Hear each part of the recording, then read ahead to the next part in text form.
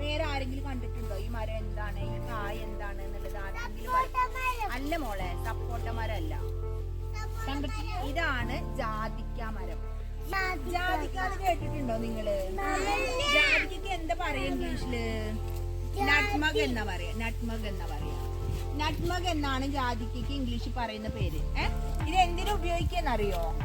ഇത് നമ്മള് ബിരിയാണിയിലും കറികളിലും ഒക്കെ ഇടും. നല്ല മണത്തിനായിട്ട് ഇടും. ഇതാണ് ജാതിക്ക. ഇത് നമുക്ക് ജാതിക്ക പൊളിച്ചാ എങ്ങനെ ഇരിക്കുന്നറിയോ? ജാതിക്ക പൊളിച്ചതേ നോക്കിയേ, ഇങ്ങനെയാണ് ജാതിക്ക പൊളിച്ചാൽ ഉണ്ടാവുക.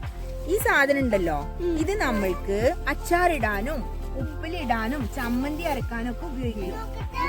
നിങ്ങള് ഇതിന്റെ ഉള്ളിലത്തെ സീഡാണിത്. ഇതിന്റെ ഉള്ളിലെ സീഡാണിത്.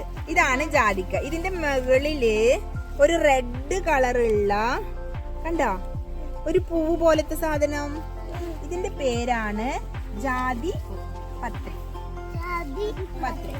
ഇത് ഭയങ്കര മണമാണ്. ഇത് നമ്മള് ബിരിയാണിയിലും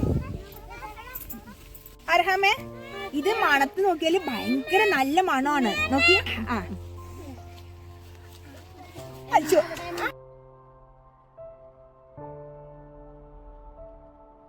നമ്മൾ ഇന്ന് എന്ത് കാണാനായിട്ടാ വന്നത്?